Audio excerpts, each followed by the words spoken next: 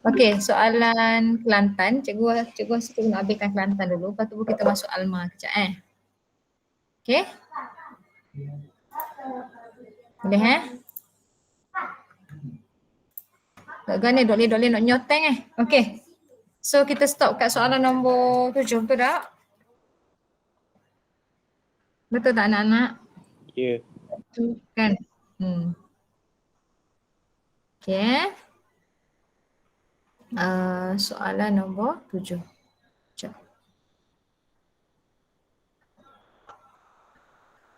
Okey. So tengok kat sini. Cikgu tak boleh nak tulis ke boleh? Ni boleh. Yes. Dah boleh. Okey. Right. Okay, Rajah 7.1 menunjukkan keratan rentas batang bagi pokok eudicotyliden. Dicotyledon lah Alright. Okay, tadi bagi kat sini serahkan dan juga dia bagi hint sebenarnya. Bila dia serahkan kat sini, so automatically Q ni apa? Nampak dah sini. Di sini apa benda ni?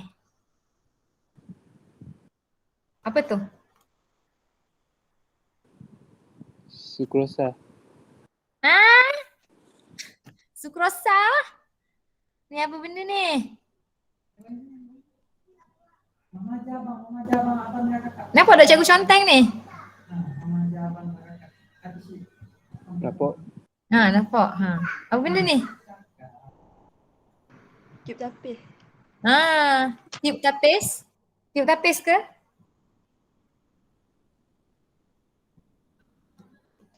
Tube tapis ke plat tapis?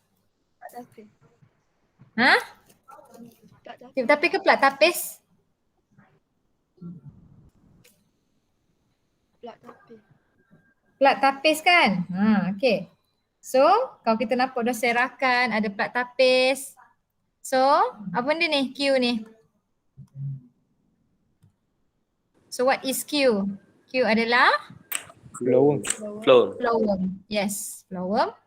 Alright, then ni, siapa namanya ni? Kesa lagi kalau kita nak tahu dia flowworm ke xylem, awak tengok arrow dia. Arrow turun ke bawah kan? Bila arrow turun ke bawah maksudnya kalau flowworm kan dia angkut sukrosa daripada mana? Daripada daun ke seluruh pokok lah, seluruh tumbuhan. Okay. Kalau yang ni daripada bawah kan arrow dia. Okay, bila daripada bawah maksudnya dia angkut apa? Dia angkut air lah dari akar ke seluruh tumbuhan. Okay, gitu je. So kita boleh tahulah daripada bawah ni maksudnya P adalah xylem dan Q adalah flowworm. Okay, boleh? Right, kita tengok kat sini berdasarkan Rajah 7.1 terangkan bagaimana struktur P dan Q disesuaikan untuk menjalankan fungsinya. So, bila disesuaikan maksudnya soalan ni nak tanya tentang penyesuaian. Penyesuaian, lagi apa lagi soalan dia? Ciri-ciri ataupun adaptasi. Okay, alright. Jadi, so macam mana ciri-ciri adaptasi penyesuaian struktur P? Struktur P ni macam mana? Xylem. Xylem ni macam mana ciri-ciri? Itu dia punya fungsi anak anda. Dia memang fungsi dia angkut air dan juga garam mineral. Tapi penyesuaian dia macam mana? Ciri-ciri dia. Apa ciri-ciri xylem? Buat kedok ni. Yes, tiada sitoplasma. Okay. So tak ada sitoplasma. So bila tak ada sitoplasma, apa dia? Untuk apa? Untuk, sebab dia kata, soalan dia kata terangkan. Apa dia? Untuk memudahkan pengangkutan air. Untuk memudahkan pengangkutan air. Memudahkan? Yes, very good. Pengangkutan air. Pengangkutan air dan garam mineral. Yes, betul. Pandai. Very good. So dia tak ada sitoplasma. Bila soalan kata terangkan sebagai tahu fakta. Lah Dengar, itu. dengar. Dengar, dengar. Okay. Dengar dah. Okay. Okay, baik Okay. So dia punya struktur dia tak ada sitoplasma. So sebab dia kata penerangan untuk apa? Kenapa dia tak ada sitoplasma? Untuk mudahkan pengangkutan air dan garam mineral. Okay, kita bagi lagi satu. Apa lagi satu? Apa lagi kalau kita tengok struktur dia? P. Okay, P. Dia apa dia? Tebal. Tebal dengan penebalan apa? Lignin. Yes, very good. Okay. Yes, so adaptasi dia penebalan lignin. Okay, untuk apa penebalan lignin? Lignin tu kena tebal tu kenapa? Yes, very good. Untuk bagi sokongan bagi sokongan kepada mechanical kepada xylem lah. Sokongan mechanical. Okay, lagi. Ada satu lagi. Okay, xylem ni merupakan apa dia? Sel-sel yang tersusun secara memanjang. Dia tersusun secara memanjang daripada hujung ke hujung ataupun dia membentuk apa? Membentuk turus. Okay, membentuk turus. Turus yang berterusan supaya apa? Untuk memudahkan pengangkutan air dan juga garam mineral. Okay. So dia merupakan apa tadi? Dia tersusun memanjang. Nampak dia tersusun memanjang daripada hujung ke hujung ataupun dia membentuk turus. Turus yang berterusan. Perkataan turus berterusan. Turus yang berterusan untuk memudahkan pengangkutan air. Okay, ada 3 kat situ cikgu bagi. Yang pertama tadi, dia ada sitoplasma untuk mudahkan pengangkutan air. Lepas tu penebalan lignin untuk memberi sokongan mekanikal. Dan yang ketiga, membentuk turus yang berterusan untuk mengangkut air dengan mudah. Air dan juga garam mineral. Okay, next. Structure Q. Q, okay, kalau kita tengok kat sini, apa dia? Apa yang kita boleh kata? First kali cikgu tanya tadi kan, plat tapis. Apa fungsi plat tapis ni?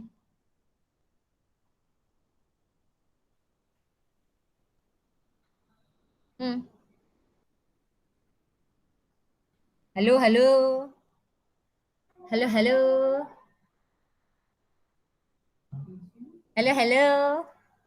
Apa fungsi plat tapis?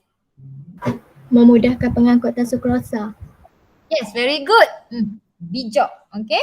Jadi so adaptasi dia pertama kita kata sebab kita nampak dah secara secara terang kan. Okay, dia mempunyai plat tapis. Plat tapis yang mempunyai liang lah. Liang ni lubang-lubang kan. Yang mempunyai liang untuk memudahkan pengangkutan sukrosa ataupun bahan-bahan organik. Okay. Yang kedua, apa lagi kalau kita tengok? Kosong je kan? Kita ada nukleus. Yes, very good. Tidak mempunyai nukleus, tidak mempunyai vakuol. Untuk Kosong, apa? Sama ada juga. kosong. Untuk memudahkan pengangkutan sebatian organik, sukrosa, asid amino dan juga bahan-bahan organik yang lain lah. Okay. Baik. Okay, next. Yang kedua, pokok pisang terkena jangkitan bakteria Ralstonia solanae menyebabkan penyakit moko. Semalam cikgu ada share apa dia penyakit moko. Dia menyebabkan tumbesaran pokok tu terganggu. Dia menyerang dalam pokok, especially pokok pisang. Okay, bakteria ni menyerang tanaman dengan membuat koloni di dalam P. So dia buat koloni dalam P. P apa tadi? P adalah xylem. P adalah xylem. Okay, jadi dia serang P. P adalah xylem. Okay. So ramalkan kesan serangan bakteria tersebut kepada pertumbuhan pokok pisang. So dia dah bagi dah. So bila dia serang dekat P, apa kesan dia? Yang pertama maksudnya dia kait dengan P. Dan bila dia serang kat xylem, apa berlaku? Boleh tak pokok tu dia nak air tu diangkut? Boleh tak? Dok. Air tak dapat diangkut. Yes. So air dan juga garam mineral, okay, air dan garam mineral tidak boleh diangkut.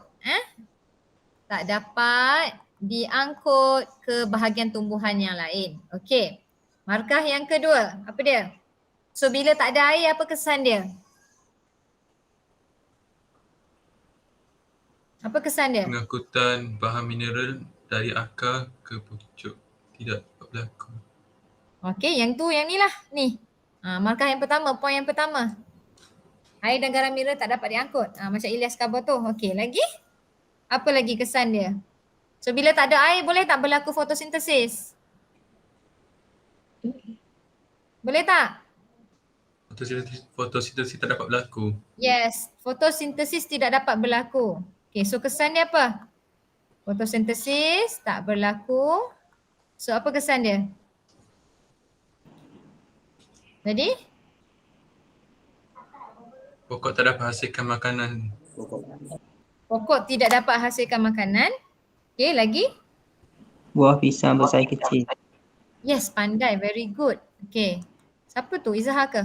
Buah pisang menjadi saiz buah pisang menjadi bersaiz kecil. Bersaiz kecil. Okay, pandai. Very good. Okay. Lepas tu kita boleh kata pertumbuhan terbantut. Pertumbuhan akan jadi terbantut dan lama kelamaan pokok akan jadi pokok layu dan kemudian akan jadi mati. Okay. So 4 markah kat situ cuba bagi Okay, next. Boleh tak ni? Ramai dah mari Tengok sikit. Boleh, Ada boleh. belakang? Ada belakang ke? Ada kongsi yang. Ada kongsi. Okay, nanti kau buka cikgu siapa yang kongsi Ambil kedatangan nanti. Okay, Rajah 7.2 menunjukkan proses pergerakan bahan X tanpa melibatkan penggunaan tenaga daripada tanah ke dalam P. Okay, kalau kita tengok yang ni sebiji dalam buku teks. Laluan apoplas, okay, dan juga laluan simplas ni. Okay. Ini tekanan akar Okay, huraikan proses pergerakan bahan X tersebut. Bahan X tu apa sebenarnya? Air. Air je. Air je. Okay. Jadi so dia suruh kita terangkan proses tekanan akar tu lah. So starting from apa? Kita nak cerita pasal Keupayaan air. Yes, very good. Kat mana lagi tinggi? Serabut Dalam tanah. tanah. Yes, very good. Okay. So kita cerita pertama sekali tekanan pula dah. Keupayaan air. Dalam tanah. Keupayaan air dekat dalam tanah lagi tinggi berbanding dekat dalam sel rambut akar. Okay. Tu markah yang pertama. Markah yang kedua, so air akan meresap daripada mana? Daripada sel rambut akar daripada tanah masuk ke dalam sel rambut akar secara osmosis. Okay. So air akan meresap daripada air tanah ke dalam sel rambut akar secara osmosis. Okay, lepas tu nak sampai ke sini, nak sampai ke salus-xylem. So, nak cakap apa lagi? Keupayaan air dalam sel rambut akar tinggi. Sel rambut akar menjadi tinggi menyebabkan air meresap Ke sel ke korteks. mana? Ke korteks. Ke korteks secara osmosis. Okay. Lepas tu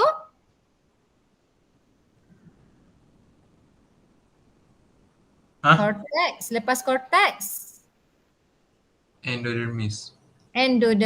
Lepas endodermis Perisikal. Okay.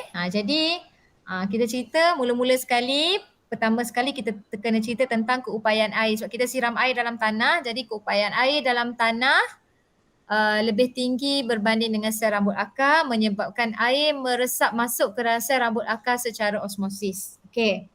Lepas tu bila air dah masuk ke dalam sel rambut akar secara osmosis, so keupayaan air dalam sel rambut akar adalah tinggi menyebabkan air meresap ke sel korteks secara osmosis. Boleh tak ni? Kemudian Osmosis berlaku secara berterusan dari daripada sel cortex ke endodermis dan juga pericycle. Okay. Last sekali baru kita kata mewujudkan tekanan akar yang menolak air ke dalam dari mana ni? Ke dalam salus-xylem. Boleh tak? Cikgu.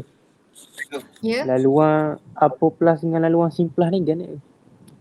Laluan apoplas dengan simplas. Tengok buku tak soal apa dah ni? Beratur. Tekanan akar. Buat form 5 tak? 80. 80 Tak ingat cikgu. Buku tak sekejap. Okey, 81 Okey. Laluan apoplas, okey tengok pergerakan air dari sel-sel akar ke xylem, dia boleh lalui dua laluan. Laluan simplas, air bergerak melalui sitoplasma dan juga plasmodesmata. Okay, plasmodesmata ni ruang, tak silap cikgu tak ada tak dalam ni. Kita tengok dalam laluan simplas warna biru kan? Buku teks. Laluan simplas tu warna biru kan daripada dia bergerak melalui sitoplasma dan juga dan plasmodesmata. Cikgu lupa dah plasmodesmata. Lama dah belajar ni Sama-sama Google tak ingat. Kosok berapa adikku? 81.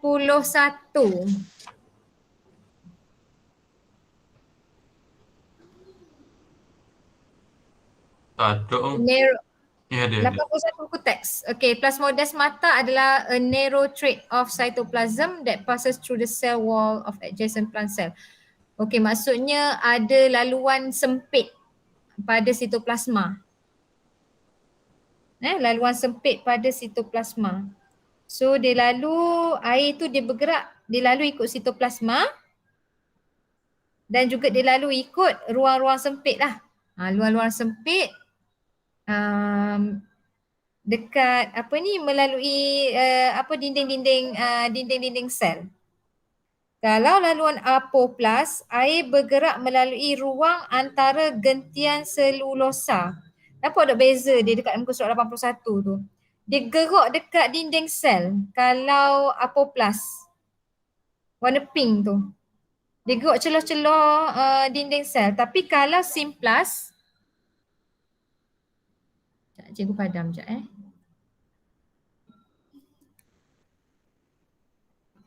Okey. Kalau ni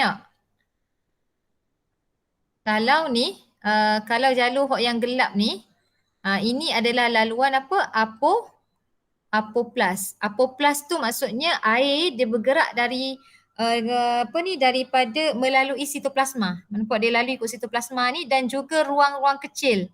Nampak tak ada ni? Ada ruang antara dinding sel dan juga sitoplasma, dia ada ruang kecil. Ni apoplas, air dia gerak kot tu.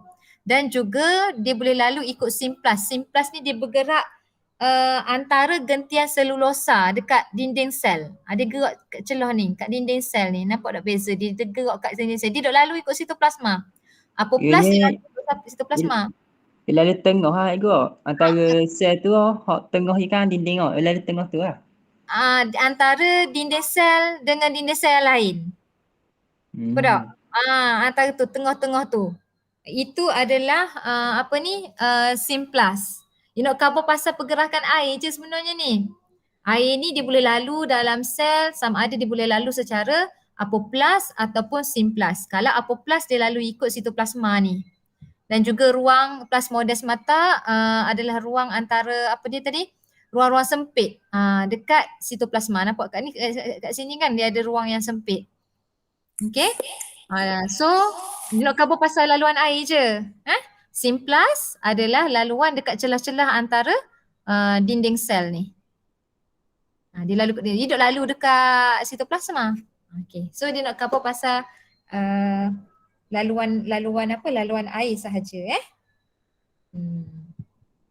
Oleh sebab dinding sel-sel di lapisan endodermis mempunyai jalur Casparian, dekat lapisan endodermis yang tidak telap air, pergerakan air tidak dapat berlaku melalui apoplas. So, tak boleh lalulah secara lalu kat celah-celah tepi dinding sel. Dia hanya boleh lalu ikut simplas pada tisu endodermis.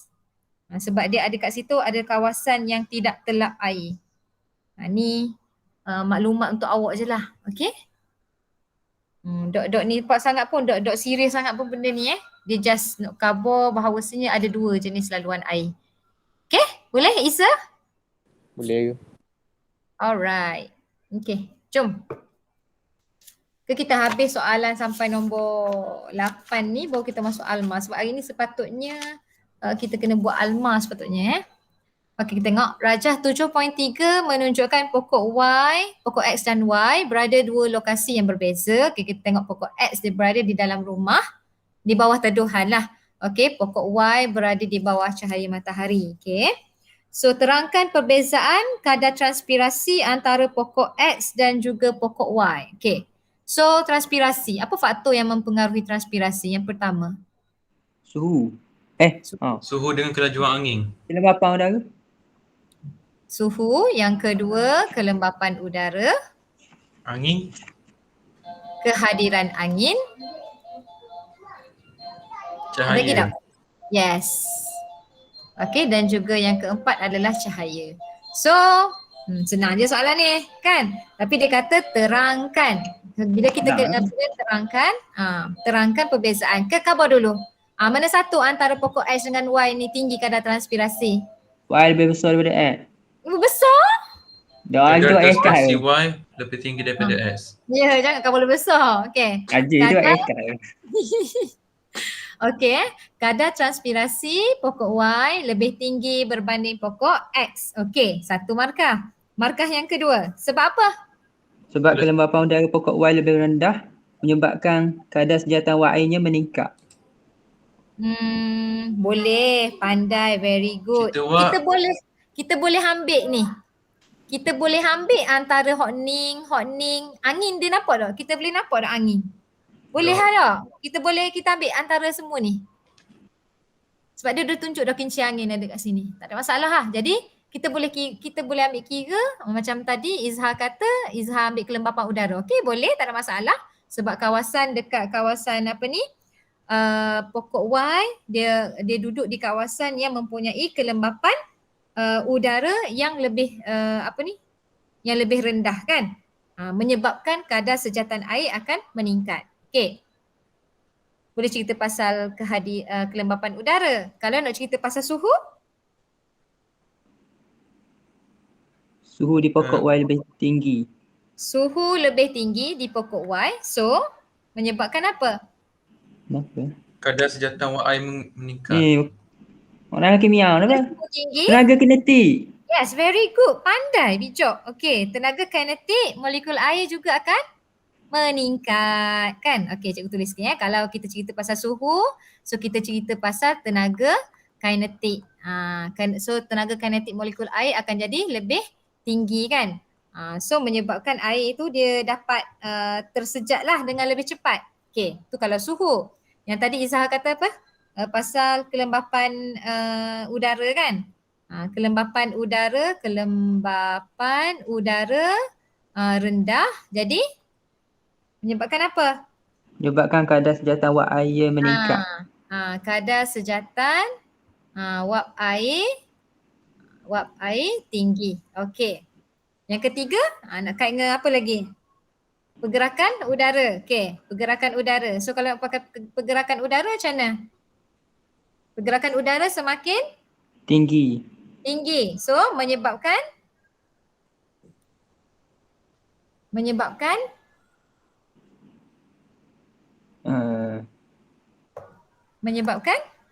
kadar Sejatan Y. sejata wap air pun meningkat. Okey. Satu lagi faktor? Apa lagi satu lagi faktor? Cahaya. Cahaya. Okey. So bila cahaya apa yang berlaku? Dia merangsang apa?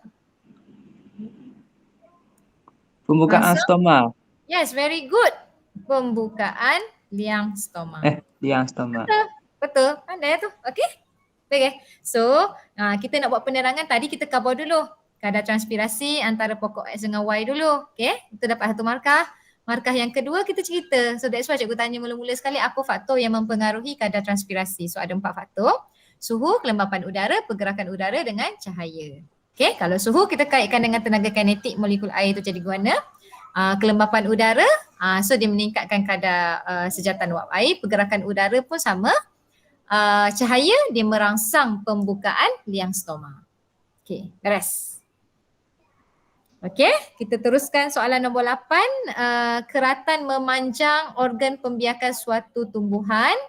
Okay. So ada nukleus penjana kat sini. Kemudian ada nukleus tube. Okay. Alright. Ni apa benda ni? 3 ni. What is this? Sel antipodal. Ya, 3 sel antipodal. Okey, 2 ni.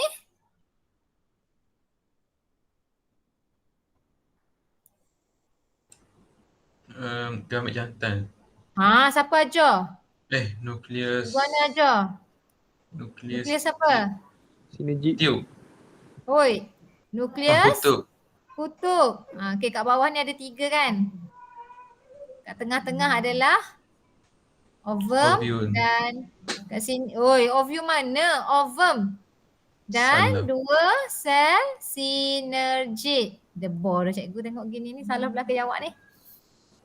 Okey? Ni dalam apa ni semua ni? Ovari. Hoi. Mana buku? Kodeh.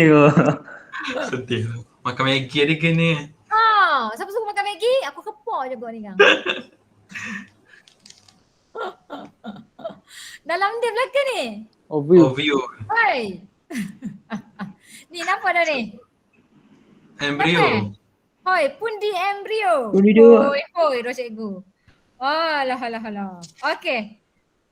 Tengok balik cikgu kan bodoh pada pagi tu lagi. Tengok balik pasal penghasilan gamet jantan.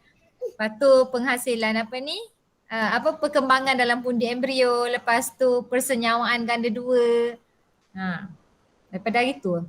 Okey, namakan struktur X. So what is X? X ni apa? Tiup dia bunga. Yes, tiup dia bunga.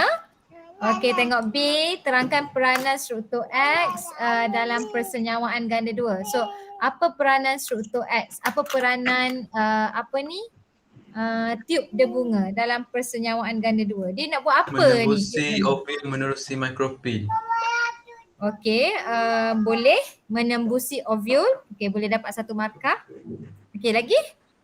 Tiup dia bunga membenarkan pergerakan gamet jantan. Ya, pandai membenarkan pergerakan gamet jantan ke mana? Well, Ke dalam pun- pundi, embrio. ke dalam pundi embrio. Okey? Selain daripada tu, fungsi tiup dia bunga adalah untuk memanjang, dia panjang dan tumbuh ke arah ovule. Nampak? Dia akan memanjang dan tumbuh ke arah ovule. Lepas tu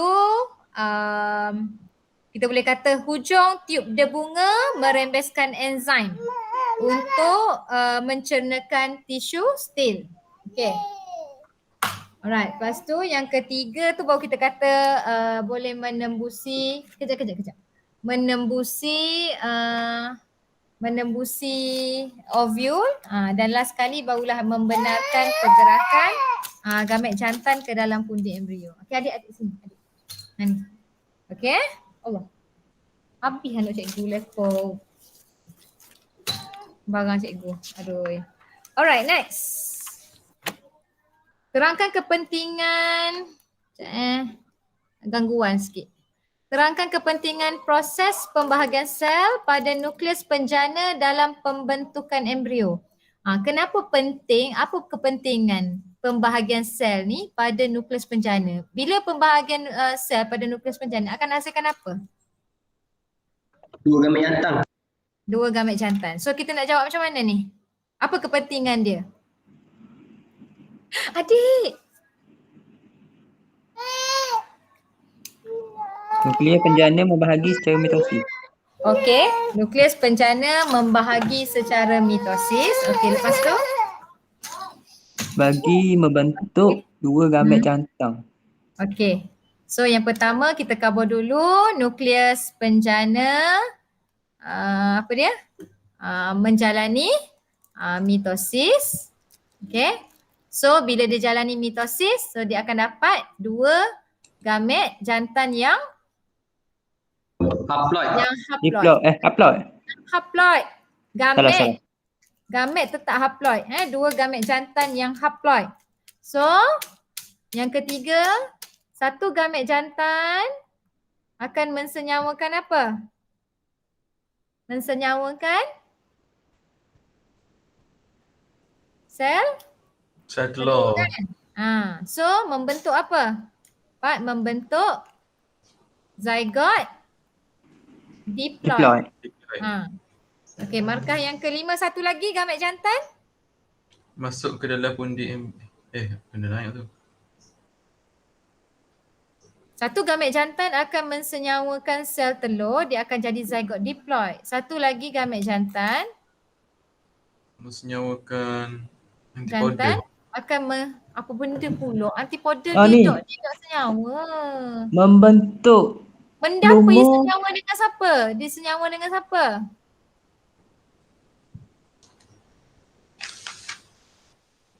Okey, kalau zygote diploid ni, dia akan mengalami apa ni? Nukleus Mitosis. kutub. Nanti kejap. Zygote diploid ni, dia akan mengalami mitosis, baru dia akan hasilkan plumule dan juga radikal. Okey. Yang satu lagi gamet jantan, dia akan mensenyawakan apa? Dua nukleus, Kutub. dua nukleus kutub. Okey, nak jadi apa ni? Nukleus Untuk endosperma yang triploid.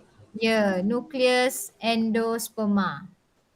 Nukleus endosperma ni nanti dia akan mengalami mitosis pula, dia akan jadi tisu endosperma, tisu penyimpan makanan. Okay. Right. Boleh dok Orang lain senyap je, Isa dengan Isa pula dah. Apa nama, Izhar dengan Ilya je. Orang lain, I lain apa mana? I Nafis, I Syakir, I Aiman, I Aina. Ada tak? Ada, okey. Ada boleh. Okey, tengok Okay, next. Rajah 8.2 menunjukkan satu biji benih tumbuhan angiosperma. Okey, tumbuhan yang berbunga. Okey. Cadangkan satu cara yang boleh diambil untuk menyimpan biji benih itu dalam keadaan yang dormant. So dormant ni macam mana? Tak aktif. Yes, tak aktif. Supaya dia tak aktif. So macam mana? Pertama kita nak simpan dia macam mana? Simpan tempat sejuk dan kering. Yes, pandai lagi. Mengelakkan pencambahan berlaku dengan Mengelakkan. menghalang kehadiran pelembapan dan suhu yang sesuai untuk pencambahan. Ya, pandai, very good. Okay, perfect. 2 markah. Tempat simpan di tempat yang kering untuk mengelakkan percambahan ataupun menyimpan dalam bekas kedap udara supaya apa? Supaya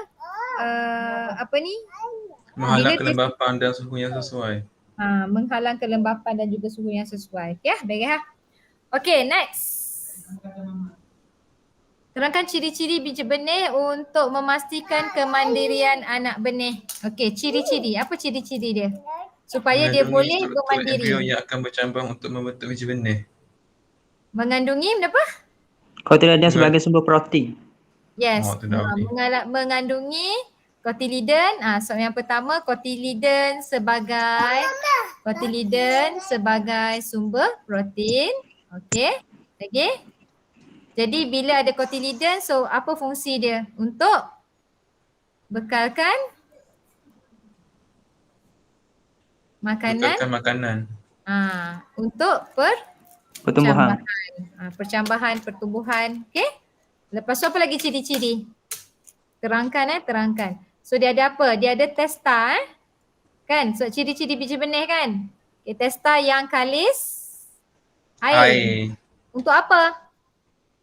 Untuk elakkan biji benih Rosak. rosak. Okey. Lagi apa lagi? mengandungi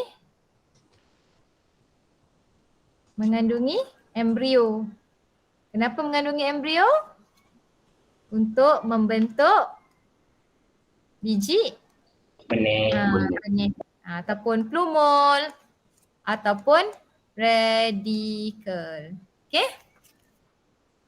Okay, Betul section Betul tadi.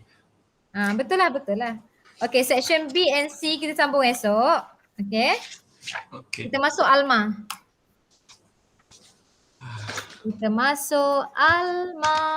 Kejap. Cikgu kena takat gambar Kena buat dokumentasi. Sekejap Boom.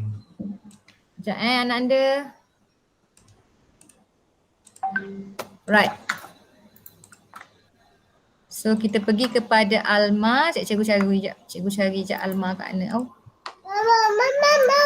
Ya sayang. Ya. Okay. Alright. Jom kita tengok soalan Alma. Boleh? Baik. Buka dah ke? Oh. Apa gambar hitam? Gambar hitam ke? Muncul kabur. Sekejap Sebab gambar hitam. Jangan bawa gambar tu dah. Siapa yang kongsi-kongsi ni? Siapa duduk sekali kongsi-kongsi? Amin mana Amin? Senyapnya Amin. Nafi kursi. Nafi dengan Amin. Okay. Sini ada 4 orang cikgu. Amin ada sini tu.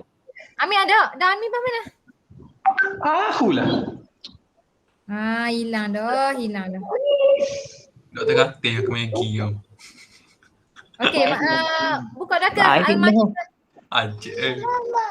Ya sayang. Okay, buka dah ke Alma? Buka dah. Okay, set 2 Oh, Yang lain? Mau. Okay, yang lain? Buka Okay, dah. baik. Okay, cikgu boleh nak nulis ni. Alamak. Ni boleh kot. Ink tu pen. Alright. Okay. Rajah 1.1 dan rajah 1.2 menunjukkan pergerakan bahan merentas membran plasma. Okay. So kita tengok yang pertama bahan A, tengok dia gerak. Okay, tengok first kali kita boleh tengok pada ni kan. Jumlah bilangan dia lebih tinggi berbanding ni dan nampak arrow dia ke dalam. So mestilah apa dia ni? Aktif ke pasif pengangkutan? Pasif. Yes, pasif. Okay, sebabnya dia bergerak daripada kawasan yang mempunyai kepekatan yang tinggi ke kawasan yang berkepekatan rendah. Okay, alright. Okay, kalau yang ni pula, gambar yang kedua, sikit, banyak dan ada ATP. So apa ni? Pengangkutan? aktif. Pengangkutan Aktif. aktif. Okay. Saya kata, namakan bahagian yang berlabel P dan Q. Okay, so tengok P. Okay, P ni apa? Bila dia tunjuk macam ni, cikgu pesan Dui. semua dah. Dui Yes. lapisan fosfolipid. Dui lapisan fosfolipid. Kalau kita cover fosfolipid saja, dia akan jadi salah. Kalau ditunjuk kepala dengan ekor, baru kita kata ini adalah fosfolipid. Tapi bila dia double gini, dia akan kata, jawapannya adalah dui lapisan fosfolipid. Okay, so what is Q? Mana Q? This one. Protein pembawa. Yes, protein pembawa. Bukan protein liang. Sebab apa? Protein pembawa yang boleh berubah bentuk. Protein liang tak boleh berubah bentuk. Liang dia tu tetap sama. Okay. Right, next. Namakan cara pergerakan bahan A dan B merentasi membran plasma. So cara dia, kita dah kenal Resapan berbantu. tadi. Okay. So yang pertama pengangkutan pasif. So bila ada bantuan daripada protein pembawa, so dikenali sebagai resapan berbantu. Okay, ni tu kita dah identify dah tadi. Ni adalah apa dia tadi? Pengangkutan aktif. Okay. Rest. Nyatakan dua perbezaan antara cara pergerakan bahan yang ditunjukkan dalam rajah 1.1 dan rajah 1.2. Apa cara pergerakan yang berbeza? Yang pertama sekali kita boleh tengok tadi, cikgu tanya awal-awal tadi tu. Memerlukan tenaga. Masalah Dia memerlukan Nanti dulu kita tengok dulu hak ni. Ni daripada kawasan yang kepekatan tinggi Turunan. kuasa berkaitan rendah. untuk Menuruni kecurunan kepekatan. untuk rajah 1.1 kita kata bahan bergerak daripada kawasan yang berkepekatan tinggi ke kawasan yang berkepekatan rendah. Okey, manakala untuk rajah 1.2 bahan bergerak daripada kawasan yang berkepekatan rendah ke kawasan yang berkepekatan tinggi. Okey, itu kita boleh buat sebagai satu perbezaan. Okey, perbezaan yang kedua. Tidak memerlukan tenaga menggunakan tenaga ATP. Okey. Kes Jokso yang kedua kita kata rajah 1.1 tidak memerlukan tenaga. Manakala rajah 1.2 pergerakan memerlukan tenaga. Okey, lagi? Kalau pengangkutan pasif, dia punya pergerakan bahan tu sampai kepada keseimbangan dinamik. Kalau pengangkutan pasif, keseimbangan dinamik. Tapi kalau pengangkutan aktif, dia bukan untuk keseimbangan dinamik. Dia untuk mengakibatkan pengumpulan dan juga penyingkiran bahan. Faham tak ni? So kita nak buat ayat macam mana?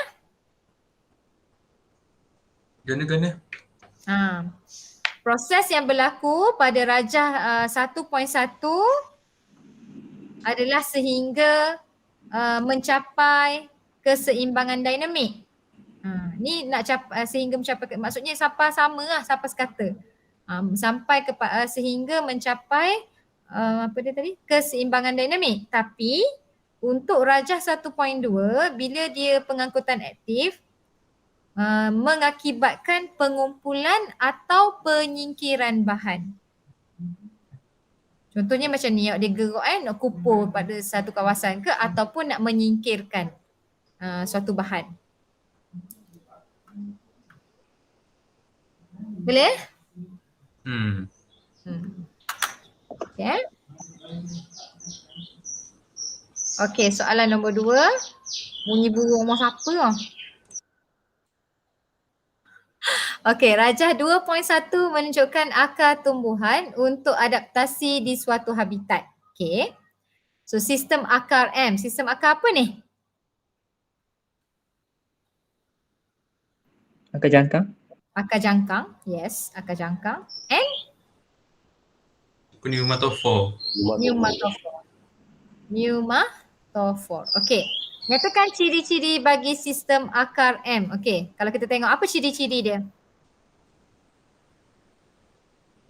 Bercabang luas. Yes, very good. Bercabang luas. Apa lagi? Saloske. Apa lagi? Nak ke N. Ilyas kau kenapa? Kita buat baca yang kot N. soalan molek. Koya. Ciri M tu cikgu kata tanda underline. Dah underline Memang dah underline lah.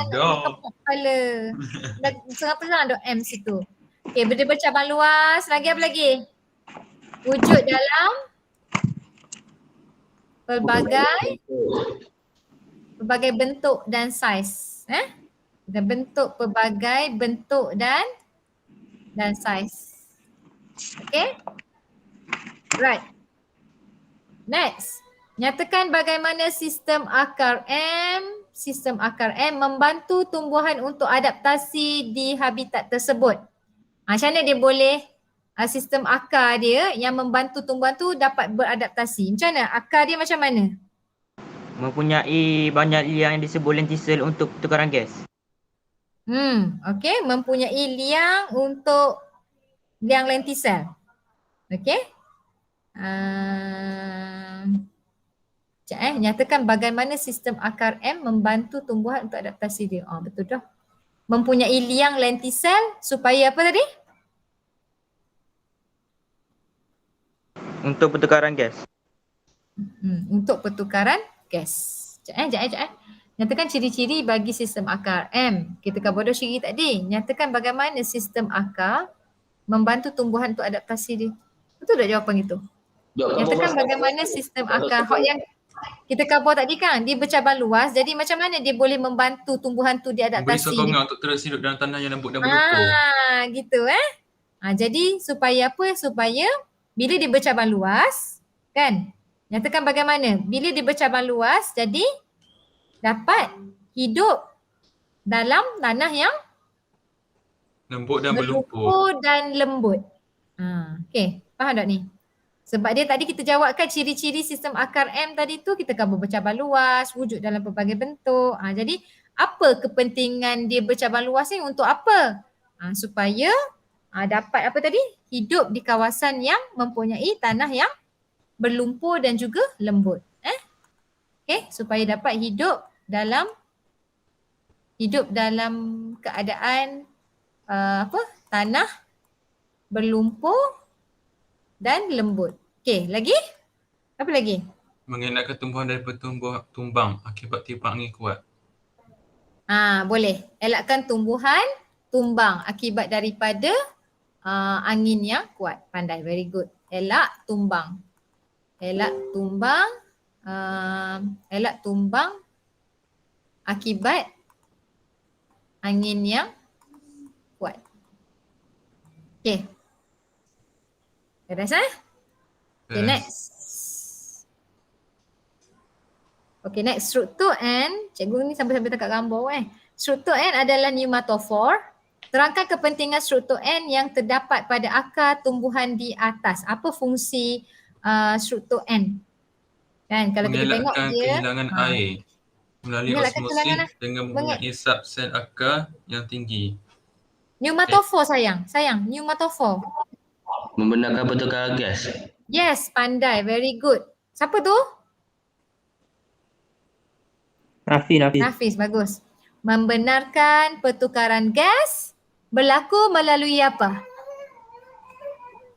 Lenticel. Yes, lenticel. Very good. Ni pneumatophore ni. Ke kita cerita pasal akar lain Ilyas? Kita cerita pasal pneumatophore. Pneumatophore adalah akar pernafasan. Jadi kita nak cerita pasal pernafasan lah. The underline Jadi the underline. Okay, jadi dia untuk membenarkan apa? Pertukaran gas berlaku melalui lenticel. Lepas tu apa lagi? Satu lagi kan? Mempunyai akar pernafasan yang tumbuh tegak di permukaan tanah. Okey, sorry.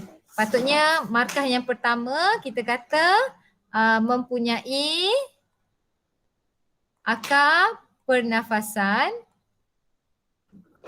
yang apa? Yang tumbuh tegak.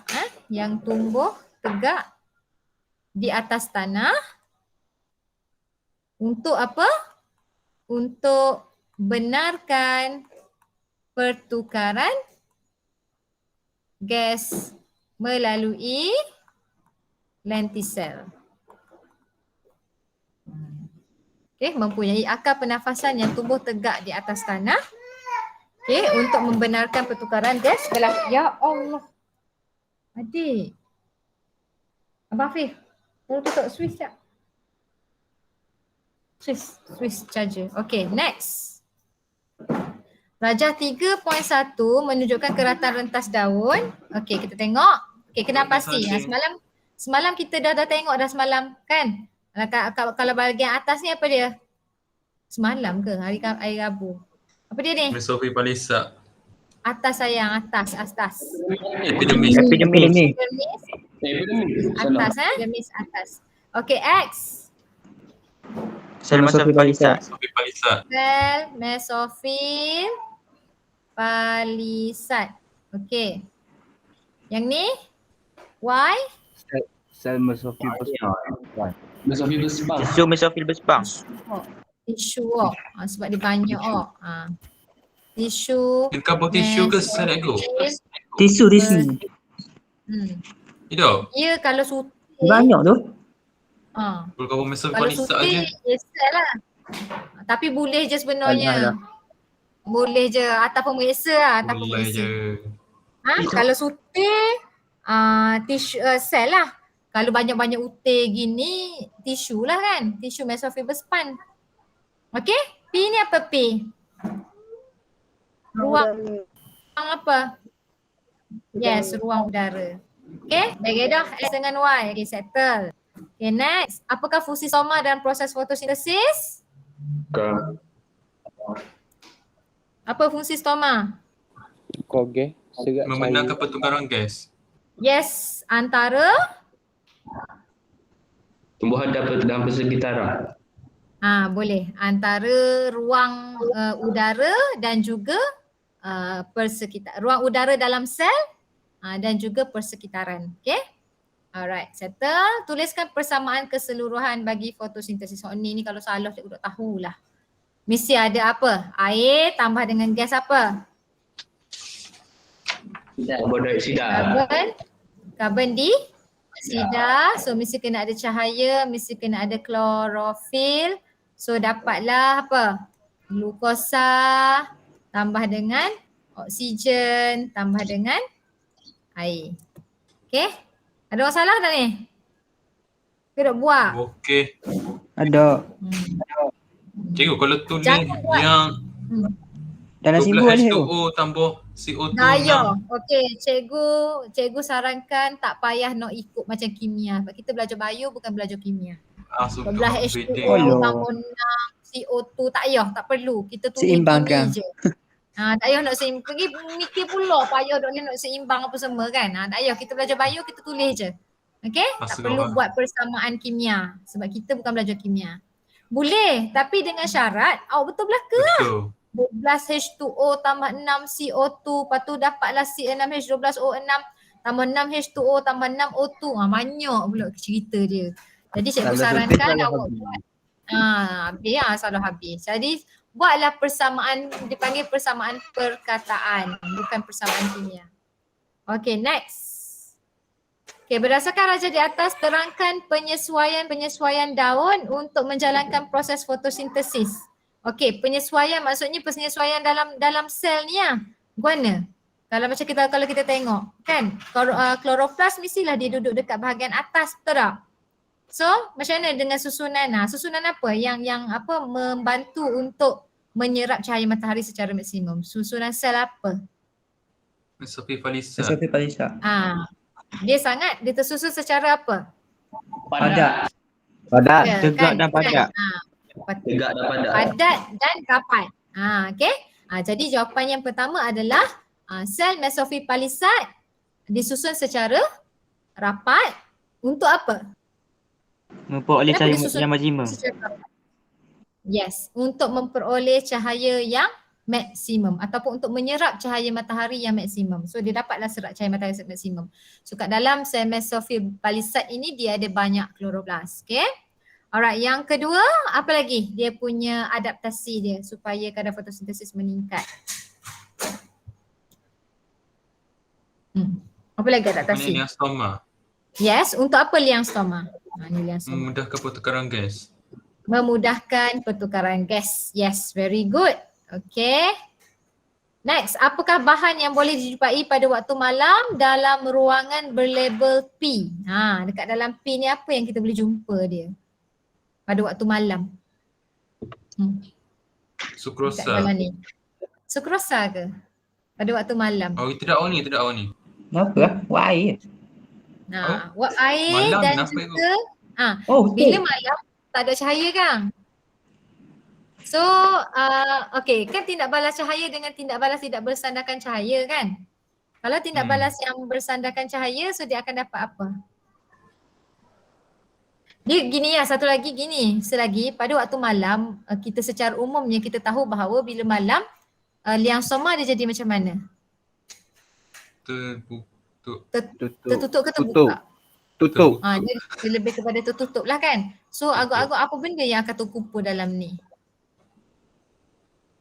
Wap air lah. Sebab dia Wap air. Wap air satu lagi adalah gas CO2. Karbon dioksida. Okey? Yang akan terkumpul. Boleh? Boleh. Okey. Next, soalan nombor 4. Okey, rajah 4.1 menunjukkan peringkat berbeza dalam suatu pembahagian sel. Okey, P. Okey, kenal pasti dulu. Apa peringkat P ni? Sekarang ni apa benda ni? Pembahagian Pom sel. ada Ni telur. meiosis ke mitosis ni? Pom ada telur. Tahu dah pom ada telur. Mitosis. Pembahagian sel ni mitosis ke meiosis? Meiosis. Mitosis ke meiosis? Meiosis.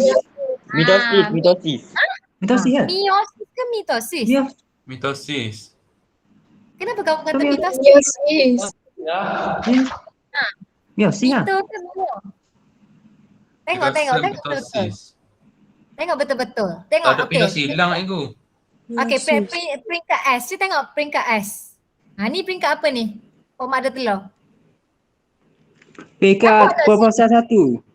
Ni kenapa ada pindah silang kat situ? Nampak tak? Tak apa. Nampak dah ni? Apa dok nampaknya? Pakai spek dah. Tak ada benda tu. Nampak. Ada lah. Lagipun dia duduk dalam keadaan kromosom homolog. So ini adalah profasa 1. Yang ni? Yang Yang ni? ni ah. Dalam fasa 1. Telofasa 1. Situ kena si. Okey, Q ni nampak ni. Kromosom homolog berpisah ke kutub yang bertentangan. Ni pada peringkat mana Anak ni? pasal 1. Anak fasa 1. Okey. Ni nampak. Kromosom homolog tersusun pada satah khatulistiwa. Rasa. Apa dia? Metafasa 1. Metafasa. Metafasa saja. Metafasa 1. 1. Slip apa? Okey. Okey, so dia kata susun peringkat pembahagian sel mengikut urutan yang betul. So starting from S. S. Okey, lepas S. P. Sayang. Lepas S, P, U. Q R. dan R. Afif, panggil papa sekejap. Adik. Okey. Okey, pelajaran 4.2 menunjukkan sel X dan sel Y mengalami dua jenis pembahagian sel yang berlainan. Okey. Kita tengok kat sini, kita tengok kromosom homolog. Ni kromosom homolog kan yang berpisah kan? Kalau sel X, okey. Sel X mengalami dua jenis pembahagian sel yang berlainan. Okey, so kalau kita tengok sini, sel X ni sel apa ni? Anak pasal 1. Okey, kita kena pasti dulu. Okey, sel X ni mengalami apa? Meiosis ke mitosis? Meiosis. Meiosis kan? Okey. Okey, sel Y berlaku apa ni? Proses apa? Mitosis. Mitosis. Okay, alright. Jadi dia kata dua jenis pembahagian sel yang berlainan. So dia bodoh situ. Lengkapkan jadual 1 dengan mengisi aspek berikut bagi pembahagian sel bagi X dan Y. Okay. So jenis pembahagian sel apa dia? Sel X. Cikgu tadi cikgu Meiosis. bodoh kan? Ya jenis pembahagian dia. Meiosis. Sel Y adalah mitosis. Okay. Perlakuan kromosom pada sel X. Perlakuan dia, apa kromosom tu buat? Apa kromosom buat masa Pasangan ni? kromosom terpisah dan bergerak ke tutup pertentangan. Pasangan kromosom. Awak guna perkataan pasangan kromosom. Cikgu harap kamu guna perkataan kromosom. Homolog. Kromosom homolog. Jangan tulis pasangan kromosom Cikgu takut kamu takut salah lagi. Guna perkataan homolog. Kromosom homolog berpisah dan bergerak ke kutub yang bertentangan. Okey? Macam mana pula dengan sel Y ni? Kromosom tersusun dalam satu barisan di tengah-tengah sel. Kromosom Tersusun tersusun di satah. pada satah khatulistiwa. Khatulistiwa. Guna ayat cikgu Guna ayat cikgu sedang. Tengah-tengah tu. Kalau yang ni kromosom homolog berpisah dan bergerak ke kutub yang bertentangan. Kalau yang ni kromosom tersusun pada satah khatulistiwa. Khatulistiwa. Okey. Okey, sel kanser terbentuk selepas sel normal terdedah kepada faktor Y. Faktor Y. Huraikan pembentukan kanser tersebut. Okey, faktor Y tu mungkin apa tu? Sinar gamma. Sinar Radiasi. gamma. Sinar radiasi. Boleh jadi Monokleo. bahan karsinogenik. Karsinogenik. Karsinogenik. Okay. Alright, jadi dia kata apa? Sel kanser terbentuk kepada sel. Huraikan pembentukan sel kanser tersebut. Jadi Kita cover dulu. Hak cikgu tanya awak tu ialah tu. Faktor Y. Cover dulu. Faktor Y ni apa? Apa yang boleh kan? Okey. Buat apa ni? Radiasi. Alah padang. Kejap. Buat apa Pen kena rasuk Alah, yang Padang. bagi ustaz. Kena hack tau. Alah. Buat apa jadi situ? Kejap. Alamak. Nampak benda apa sekarang? Nampak benda. Ada benda. Ada benda cakap Ada share benda. screen. Oh, jadi kita nak share screen. Sekejap okey. Hilang belaka dok cikgu buat tadi. Okey, tayang. Okey, benda dah tadi. Okey.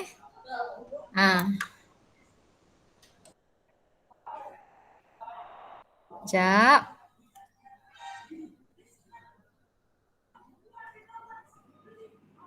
Okey. Cell cancer tadi. Kita cover dulu faktor Y ni apa? Faktor Pendedahan Y terhadap adalah sinar radioaktif.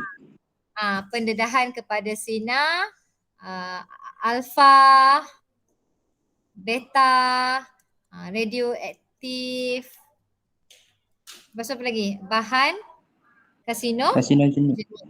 bahan karsinogenik. Lepas tu apa dia buat? Menyebabkan mutasi.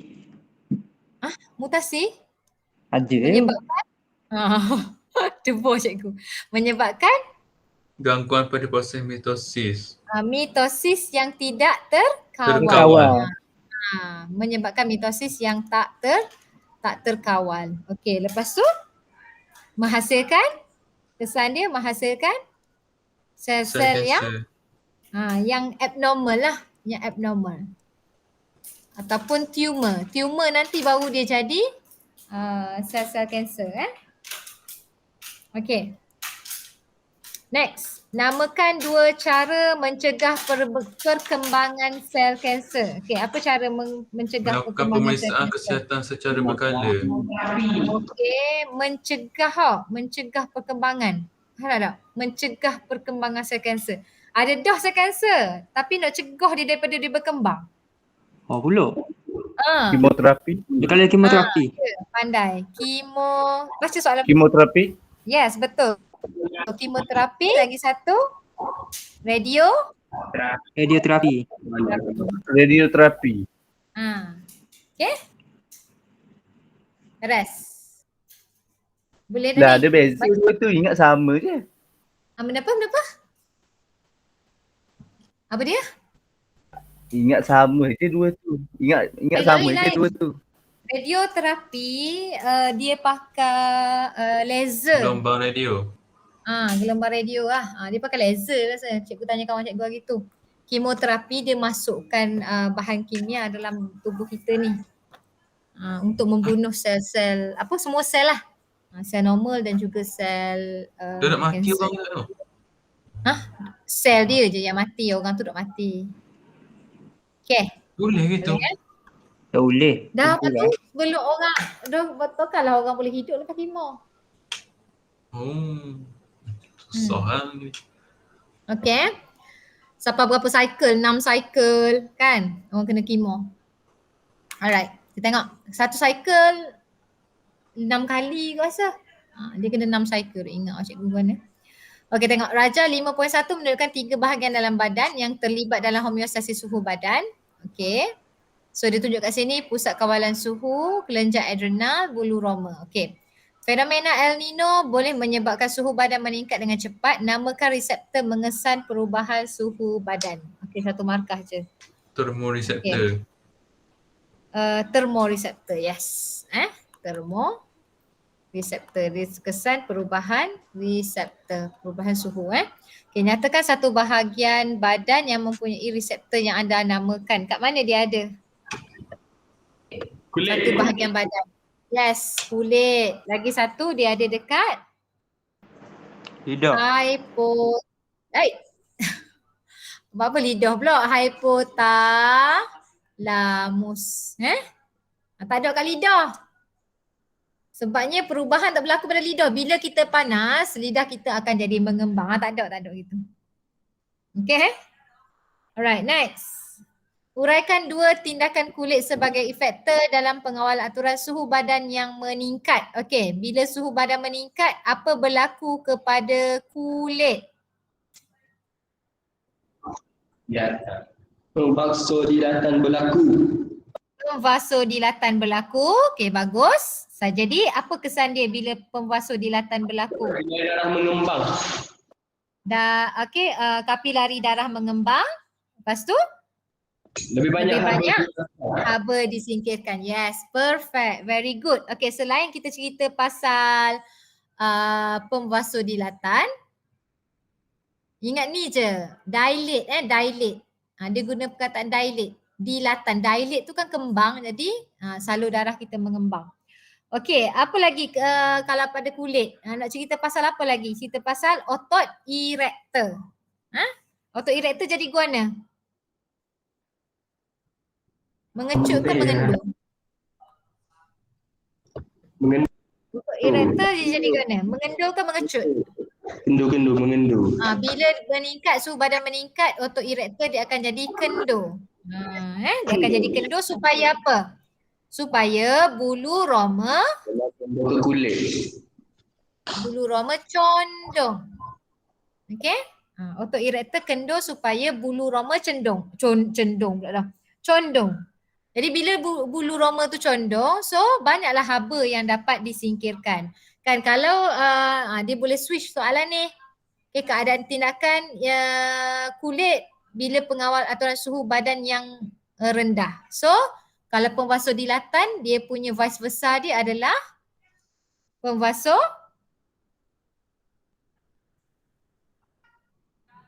apa? Pemvasodilatan. Cerutan. Okay. Cerutan. Jadi salur darah jadi mengecut kan untuk mengelakkan kehilangan haba. Lepas tu otot erector mengecut supaya bulu roma menegak. Supaya bila dia tegak akan ada apa? Ruang di atas permukaan kulit antara bulu roma dengan kulit tu supaya dapat maksudnya ada satu lapisan haba lah. Kalau bulu roma kita condong tak ada lapisan haba. Sebab kita bila condong kita panas kan, jadi sepatutnya haba tu disingkirkan lah. Okay. Faham tak ni? Ke cikgu cakap seorang Cikgu dah kalau guna peluh tu. Kalau benda apa? Guna peluh. Guna peluh boleh? Kamu nak kata guna? Kelenjar peluh. Boleh? Yang ketiga kita boleh cerita pasal kelenjar peluh. Tak ada masalah.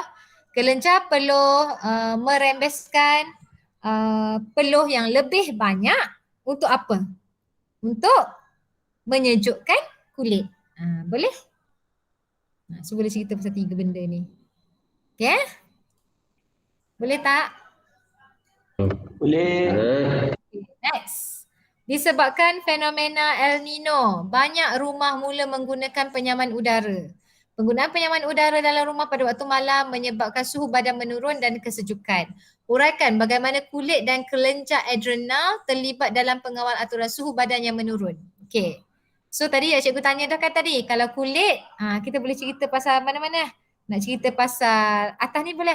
Otot erector kalau panas tadi kan dia kendur, so kalau dia menurun, so otot erector dia akan jadi mengecut. Terbalik je lah. Terbalik dengan yang ni untuk kulit. Okey, macam mana pula dengan kelenjar adrenal? Dirangsang. Dirangsang untuk merembeskan? Banyak hormon adrenal. Merembeskan? Yes, pandai. Very good. Okay. So kelenjar adrenal dirangsang untuk hasilkan lebih banyak hormon adrenalina. Okay, kenapa? Untuk apa? Untuk tingkatkan kadar metabolis. Yes, pandai. Untuk tingkatkan kadar metabolis dan juga respirasi sel. Sama juga kalau kita kan, kalau kita dikejar anjing kan. So kelenjar adrenal dirangsang untuk merembeskan lebih banyak hormon adrenalina. Supaya apa? supaya kadar metabolisme badan kita meningkat, respirasi sel meningkat, lagi lepas tu tenaga lebih banyak dihasilkan. So kita boleh larilah daripada kena kejar anjing ke, kena kejar dengan hantu ke. Okay. Kena kejar dengan hantu ada ke? Tak tahu lah cikgu ada ke tak. Okay. Mana dah tadi? Next. Okay. Soalan nombor 6. Rajah 6.1 menunjukkan eksperimen dijalankan mengkaji kesan auksin ke atas pertumbuhan pokok. Okay. Padankan peranan auksin dalam gerak balas yang dinyatakan di gambar rajah. Okay, so sekarang ni pokok ni dia tumbuh ke arah cahaya. Okay, jadi apa dia ni? Auksin apa ni? Membantu apa? Membantu pemanjangan sel. Okay. Dia bukan membantu merencatkan pemanjangan sel. Itu dia merencatkan kalau dekat pucuk dia membantu pemanjangan. Dekat akar dia merencatkan pemanjangan. Okey, partenokarpi ni apa?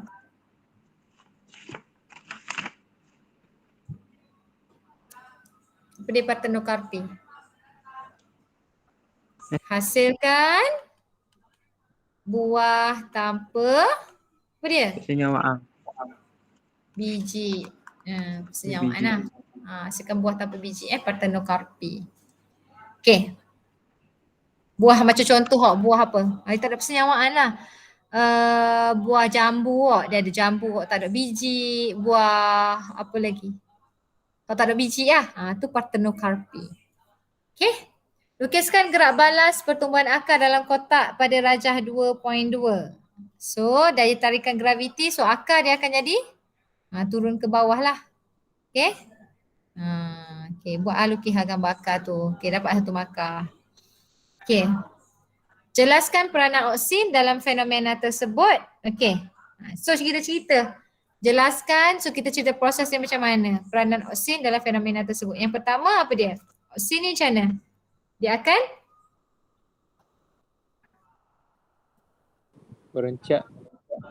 Dok kabur lagi, kita kabur dulu. Auksin ni dia akan berkumpul dekat mana? Dia disebabkan oleh daya tarikan graviti. Kan kalau kita lukis, sekejap lukis sekejap. Kan kalau berkumpul di bawah pucuk akar. Kan kalau akar dia akan turun ke bawah kan? Kan? Kalau ni ni pucuk kan? Ni plumul. Mula-mula sekali auksin ni dia disebabkan oleh daya tarikan graviti. So auksin akan berkumpul di bahagian bawah akar, okey? Akibat daripada tarikan graviti. Okey, lepas tu pada dekat akar kepekatan auksin yang tinggi dia akan merencatkan pemanjangan akar. Jadi dekat kawasan bawah ni dia akan terencat. So dekat bahagian atas ni pertumbuhan dia akan jadi lebih cepat berbanding dekat bawah, bahagian bawah. Okey. So akar akan membengkok ke bawah. Okey, cerita dia gitu. Boleh dah ni? Dapat tak ni? Yang pertama sekali kita cerita pasal apa tadi? Auksin berkumpul dekat bahagian bawah akar akibat daripada daya tarikan graviti. Okey. Lepas tu kita tahu dah auksin ni ke mana kalau dekat akar? Auksin, kepekatan auksin yang tinggi merencatkan pemanjangan akar di bahagian bawah. Jadi bahagian atas akar pertumbuhan pemanjangan sel di bahagian atas akar adalah lebih cepat berbanding di bahagian bawah akar, dekat bahagian atas lagi cepat, menyebabkan akar membengkok ke bawah. Boleh? Boleh. Ingat kalau pucuk, auksin tu dia membantu untuk pemanjangan pucuk. Tapi dekat akar, auksin dia merencatkan pemanjangan akar. Jadi bila dia berkumpul kat bawah ni, kat bahagian bawah ni lagi lambat tumbuh berbanding dekat bahagian atas. So that's why dia akan turun ke bawah. Okay? Itu cerita dia untuk soalan tu. Jelaskan peranan auksin. Okay, next. Macam ngatuk je belaka, nampak senyap je. Dok. Dah Okey, seorang penjual buah-buahan ingin menjual buah durian daripada kebunnya. Malangnya buahnya tidak masak serentak, maka beliau tidak menjualnya secara serentak. Okey. Berdasarkan pengetahuan bagaimana anda boleh membantu penjual tersebut menyelesaikan masalahnya? Dia nak suruh buah dia tu masak serentak. Gunakan fitah hormon. Kita nak buat macam mana?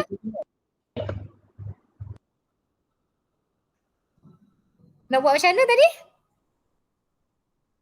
Gini sir.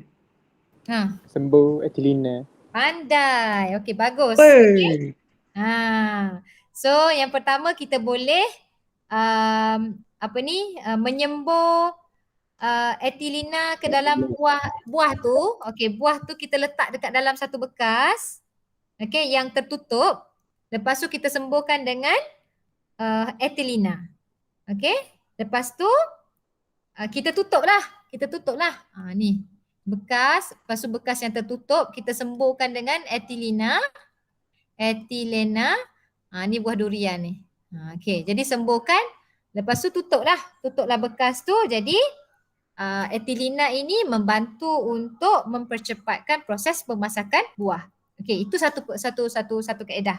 Sembur etilena dan letakkan buah dalam bekas tertutup, dah tutup lah. Okey. Langkah yang kedua, apa lagi kita boleh buat?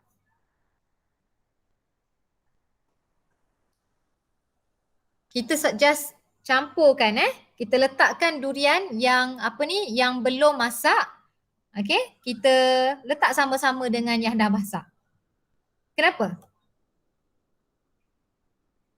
Merangsang Apa dia? Buah tak masak kita campurkan dengan buah yang dah masak. Kenapa? Sebab buah yang masak tu dia menghasilkan etilena. Buah yang masak dia akan hasilkan etilena. Jadi dengan cara tu dia boleh bagilah dekat etilena tu dekat buah yang tak masak tu. Faham tak ni? Faham. So yang pertama tadi kita kata kita semburkan dengan etilena, letakkan dalam bekas yang tertutup. Jadi etilena tu dia akan diserap, diperangkap dalam bekas tu dan menyebabkan durian tu lebih cepat masak. Okey. Yang kedua, kita campurkan buah yang tak masak dengan buah yang masak kerana buah yang masak akan menghasilkan etilena. Okey, jadi dia membantu untuk mempercepatkanlah pemasakan buah yang tak masak tu. Okey. Okey, Rajah 7.1 menunjukkan sejenis serangga. Kita habiskan sampai nombor berapa Tengok sikit. Sampai nombor 8 boleh? Sampai nombor 8. Nombor 8 lah. Nombor 8. Okey, lepas tu kita habis kelas. Okey, Rajah 7.1 menunjukkan sejenis serangga. Okey, namakan permukaan respirasi bagi serangga. Permukaan respirasi. Apa dia? Trakea. Bukan trakea, sistem trakea. Permukaan respirasi trakeol. Sistem respirasi dia adalah sistem trakea. Okey, permukaan respirasi adalah trakeol. Sebab dia starting from kat ni ada spiracle kan? Betul tak? Ada spiracle kan, titik-titik ni kat sini ni, abdomen dia ni spiracle. Lepas tu dia masuk, dia pergi kat mana? Dia gini ya. Dia gini. Ingat tak ni? Ya. Ni liang spiracle. Lepas tu ni trakea. Lepas tu permukaan dia namanya adalah trakeol. Boleh? Boleh. Okay. Alright. Next. Penat Okay. Kalau couple spiracle je cikgu. Kalau kita kata spiracle permukaan respirasi tak? Permukaan respirasi tu maksudnya permukaan respirasi tempat berlakunya pertukaran gas. Sebab tempat di mana dia kan lepas trakeol terus tisu badan kan. Jadi di permukaan lah ni. Permukaan. Betul tak? Tracheal, lepas tu tisu badan kan. So permukaan. Boleh tak ni? Permukaan dia ni untuk berlaku respirasi. Sebab dia ada Gas tu tukar kat tracheal lah, bukan dekat dia punya sel badan. Boleh. permukaan dia, permukaan. Ayat dia permukaan, namakan permukaan respirasi. Sel badan bukannya tisu badan bukannya tempat respirasi. Benda bukannya organ respirasi. Ni dia kata permukaan respirasi. Yang maksudnya last kali oksigen akan dapat dekat tracheal, lepas tu terus dapat dekat tisu badan. So situlah permukaan respirasi. Tidur lagi. Okay, next. Okay, pada darjah 7.1 labelkan spiracle. Cikgu dah tanya dah tadi. Soalan cikgu sama dengan soalan ni. Ni spiracle spiracle. Ya, tapi awak tanda, awak kena tulis lah itu adalah spiracle. Okay. Next. Terangkan kepentingan struktur respirasi bagi serangga untuk memaksimumkan kadar pertukaran gas. Kepentingan struktur respirasi. Apa kepentingan dia? Struktur respirasi dia macam mana? Yang pertama, apa dia? Apa dia? Tracheal banyak. Mempunyai banyak tracheal supaya apa? Memberi jumlah luas permukaan yang besar. Okey, jumlah luas permukaan yang besar untuk peresapan gas. Okey? Okey. Yang kedua, apa lagi? Nanti kejap mama ni dulu. Okey. Okey. Yang kedua, dinding tracheal macam mana? Nipis. Dinding tracheal nipis. Kenapa? Untuk apa? Untuk Cepatkan pertukaran gas. Yes, pandai. Cepatkan pertukaran gas. Okey, apa lagi? Tracheal bersentuhan terus dengan tisu dan organ badan organisma. Tracheal bersentuhan langsung dengan sel badan. Jadi untuk apa? Semuanya untuk meningkatkan untuk memudahkan Pertukaran gas. peresapan gas. Sebab tracheal tu terus sentuh dengan sel badan. Okay? Lagi kalau dinding trachea, macam mana dinding trachea? Kan ini kan cikgu lukis ni. Ni dinding trachea ni ada apa Ada gelang? Kitin. Untuk apa? Supaya tidak beranak. Pandai. Bagus. Untuk menghalang trachea daripada ranak. Okay, pandai tu bagus. Okay, next. Okay, C1 berdasarkan rajah 7.2 terangkan mengapa kadar pengangkutan oksigen dari sel ke badan manusia lebih cepat berbanding dengan ikan. Sebab apa?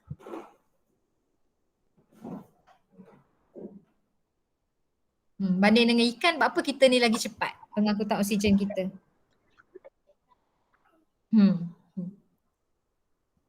Sebab manusia mempunyai sistem peredaran yang lebih efisien. Okay? So manusia mempunyai sistem peredaran darah, sistem peredaran yang lebih efisien. Okay? Lagi?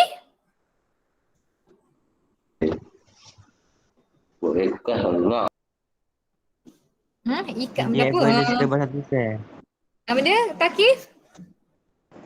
Dinding Everest setebal 1 sel. Orang lain kalau ikan 1 sel kot. Ada sangkar rusuk dengan diafragma. Untuk?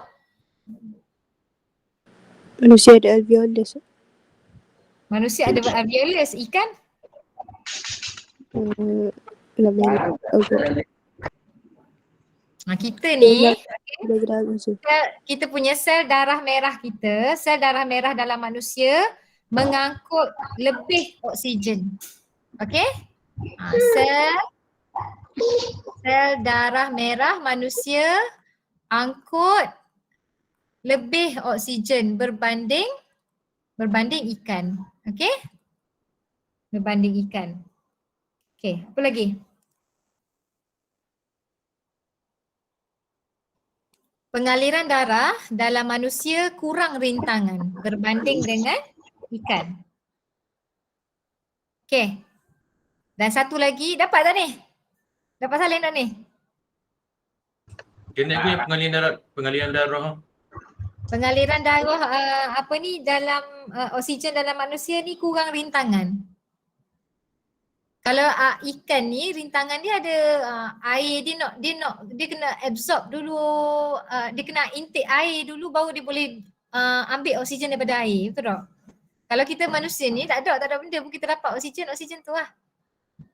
Dia lebih banyak rintangan lah untuk ikan ni. Satu lagi, kandungan oksigen dekat persekitaran ni lebih tinggi berbanding dengan oksigen terlarut dalam air.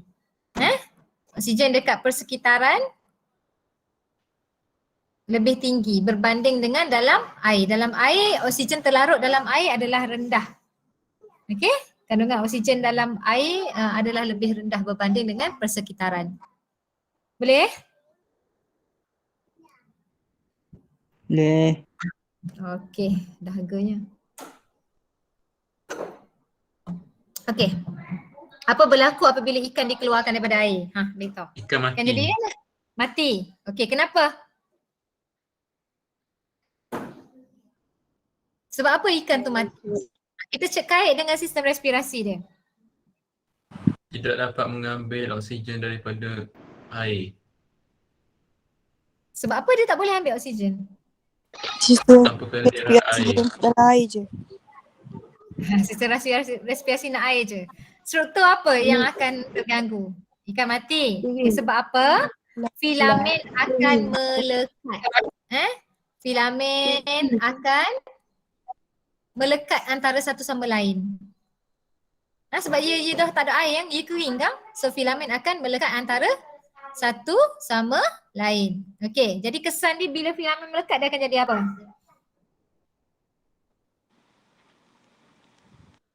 Filamen yang banyak untuk apa?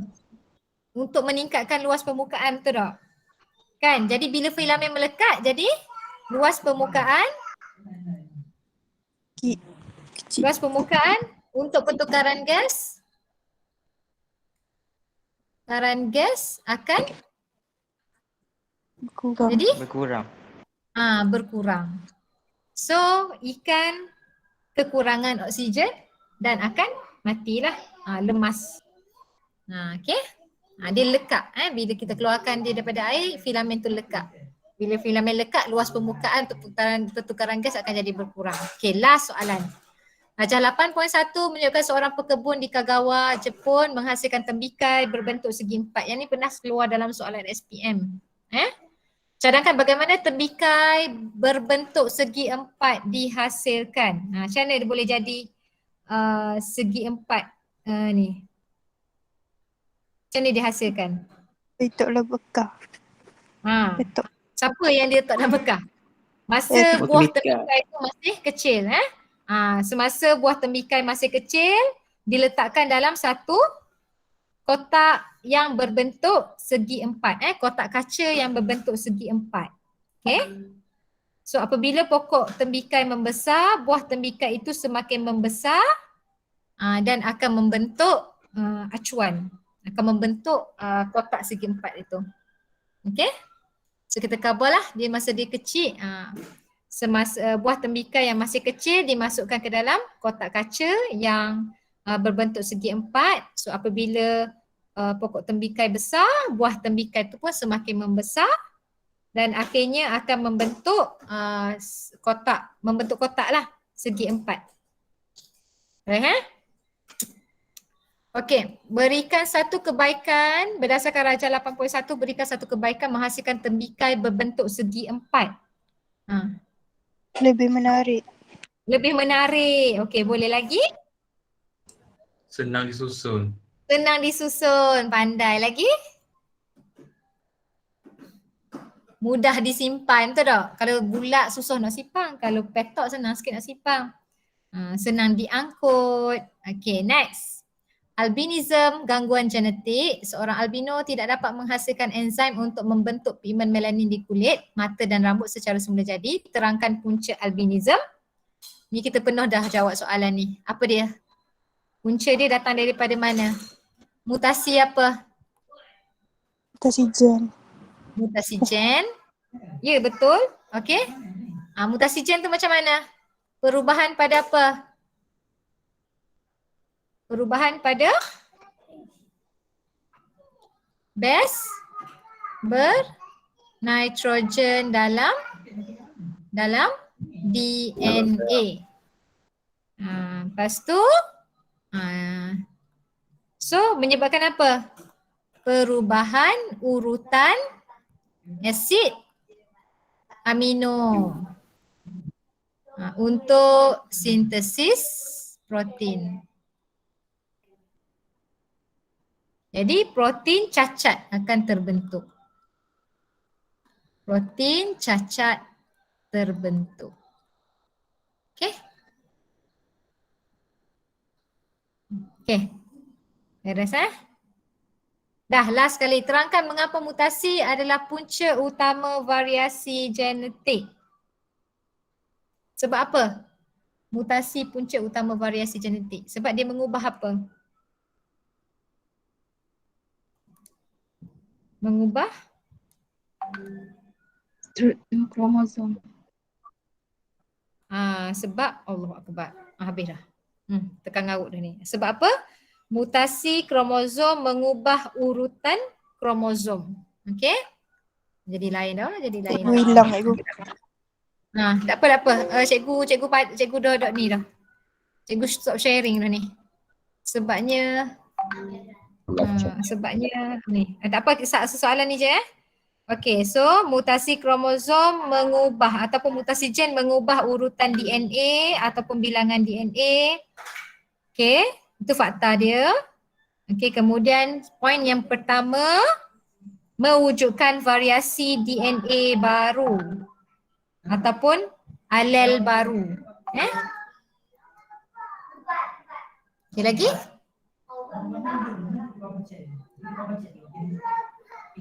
Alel baru memberi kombinasi alel baru. Betul tak? So, bila ada perubahan kan, perubahan alel tu dia akan memberi kombinasi alel baru. Okey, fakta yang kedua, mutasi gen menghasilkan protein berlainan mengakibatkan ciri ataupun genotip yang berbeza. Dapat tak ni? Apa punca tu variasi tu mari daripada mutasi kan? Mutasi kromosom ataupun mutasi gen dia mengubah urutan DNA suatu kromosom. Itu fakta yang pertama. Jadi kesan daripada itu akan mewujudkan variasi DNA baru ataupun alel baru. Jadi alel baru dia akan berkombinasi, memberi kombinasi alel yang baru. Okey. Fakta yang kedua adalah mutasi gen. Penerangan dia menghasilkan protein yang berlainan mengakibatkan ciri ataupun genotip yang berbeza.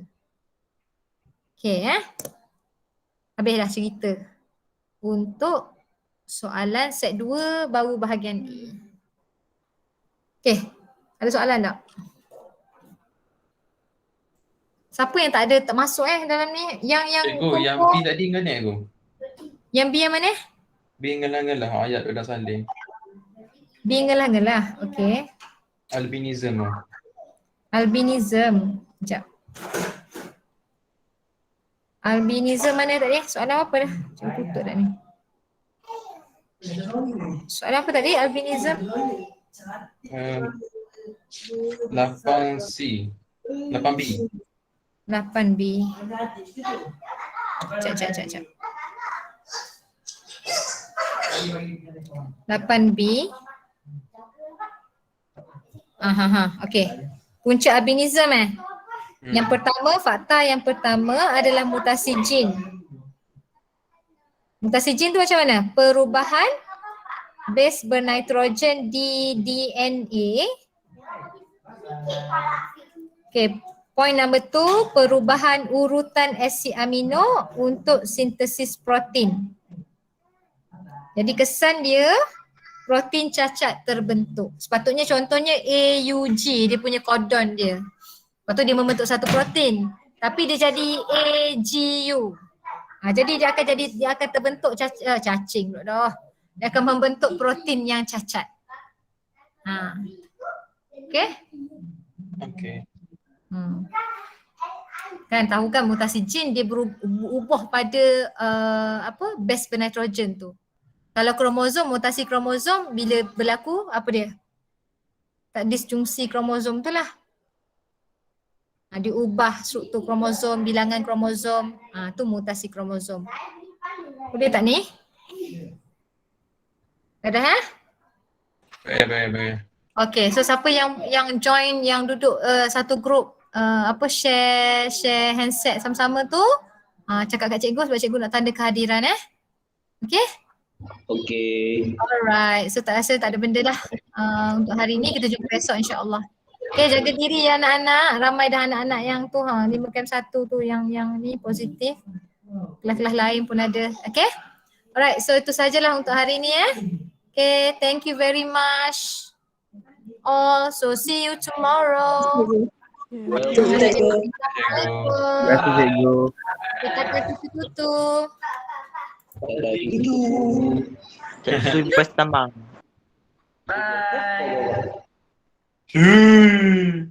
Woi, cikgu dah rekod Cikgu lupa nak tutup rekod. Khabar? Suruh cikgu masuk balik. Aku dah nak tutup. Cikgu je boleh tutup.